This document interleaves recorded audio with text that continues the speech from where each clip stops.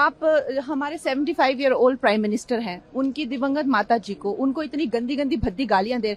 हमने भी student protest किए हैं, इतना हमें संकोच होता था, इतनी शर्मिंदगी होती थी कि हमें कैमरा में दिखाया जा रहा है, आगे एक स्टूडेंट को करके हम अपनी मांग रखते थे। कौन स्टूडेंट प्रोटेस्ट का हिस्सा नहीं बने? ये किस तरह के स्टूडेंट हैं और किस तरह की अश्लील बातें हैं, किस एंगल से ये लोग स्टूडेंट लगते हैं। आज इनके जो भी आगे चल के सुप्रीम कोर्ट के लॉयर्स होंगे या लॉयर्स होंगे, क्या इनके माँ बाप अफोर्ड कर पाएंगे? इनके खुद की तो हैसियत नहीं है अफोर्ड करने की।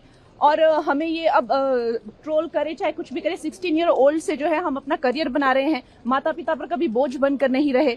और जिनके माता पिता बहुत ही कंजर्वेटिव है, हम जानते हैं कि हमारा हिंदुस्तानी समाज कैसा है, उनकी बेटियां ऐसे इतनी गंदी गंदी भाषा में बात कर रही हैं, समाज में उनकी क्या इज्जत रह जाएगी और उनको किस तरह की विपरीत परिस्थितियों का सामना करना पड़ेगा। क्या ये सोचते हैं क्या हम लोग as a society, this is not acceptable to us in any वे?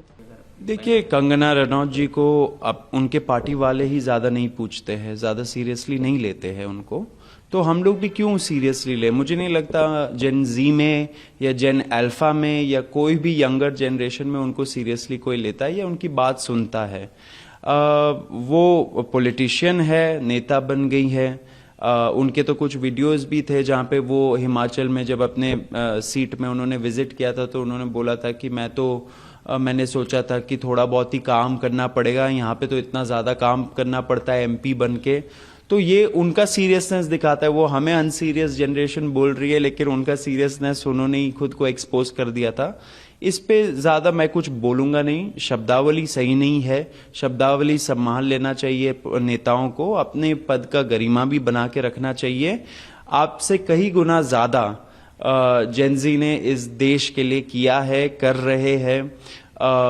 इस देश के लोकतंत्र में भरोसा फिर से जगाने का काम जेनजी ने किया है, आपने नहीं किया है, तो ये आप जरूर याद रखिए।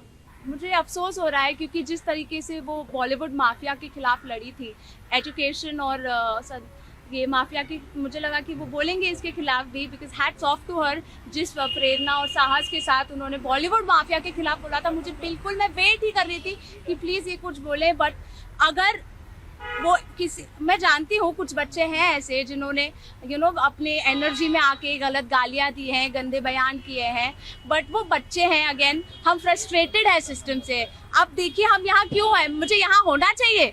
मुझे मुंबई यूनिवर्सिटी में, मैं जो इंग्लिश लिटरेचर पढ़ने के लिए मैंने अभी अपना दाखिला लिया है, उन्होंने मुझे 2 हफ्ते से वापस कॉल भी नहीं किया है। एडमिशन फीस जो मुझे उन्होंने भेजा था भरने के लिए, वो एडमिशन फीस मैंने भरी ऑनलाइन, और फिर उसके बाद मुझे उन्होंने कंफर्मेशन भी नहीं भेजा है अभी तक कि मेरा एडमिशन हो चुका है। और अभी ये मंथ ये एडमिशन खत्म होने वाला है, तो मैं भी अभी इसमें भी बिजी हूँ, लेकिन पढ़ाई करने जाऊँ मैं 2 हफ्ते, उन्हें 6 नंबर्स है उनके ऑनलाइन, 6 नंबर्स पे मैंने उन्हें हर रोज कॉल किया है, 1 बजे से लेकर 3 बजे के बीच में और 10 बजे से लेकर 12 बजे के बीच में, लेकिन एक भी कॉल आंसर नहीं हुआ है। सारे कॉल्स बिजी आ रहे हैं या फिर अवैध आ रहे हैं। अब ये सिस्टम सिर्फ नीट का ही नहीं रहा, ये एजुकेशन का जो पूरा सिस्टम है, स्टूडेंट्स की जो एजुकेशन को ग्रांटेड ले रहे हैं लोग, क्योंकि उन्हें लगता है बच्चों के पास पावर नहीं है। जो जेनजी है उन्हें देखकर कंगना रनौत को उल्टी सी आती है। तो हम अब यही सोचिए, अगर कुछ जेनजी के बारे में उन्होंने ऐसा कहा है और पूरी जेनजी को उन्होंने गाली दे दी है, तो ये जो पॉलिटिशियंस हैं जो बच्चों को बोल रहे हैं कि उन्हें रेप एंजॉय करना चाहिए, ये लड़कियां तो कंप्लेन भी नहीं करेंगी, तो हमें एक, और वेस्ट बंगाल में बोल रहे हैं ये एक रिलीजन के ऊपर, मैं बोलना ही चाहूँगी उन्होंने क्या बोला है, बट रिलीजियसली वो गालियाँ दे रहे हैं एक पर्टिकुलर रिलीजन को। तो क्या हम सारे पॉलिटिशियंस को जेनजी गाली देने लग जाएगी? इतनी तो अक्ल हम में भी है कि जो एक जो सेब खराब होता है वो बाकी सेबों को खराब कर देता है, इसलिए उनसे दूर रहना चाहिए। तो वो इतनी बड़ी है, इतना बड़ा प्लेटफॉर्म है उनके पास, तो इसको मिसयूज बिल्कुल नहीं करना चाहिए। और मैं ये स्ट्रिक्टली ये भी चाहूँगी कि जिन लोगों के पास पावर है उन्हें काउंसलिंग दी जाए, ताकि वो ऐसा बयान विवादित ना करे, क्योंकि जो पुलिस ने किया है उनको पावर कहाँ से आती है? उन्हें लगता है कि अगर इनके साथ जो कुर्सी पर है उनके साथ कुछ नहीं हो रहा तो हमारे साथ क्या ही होगा।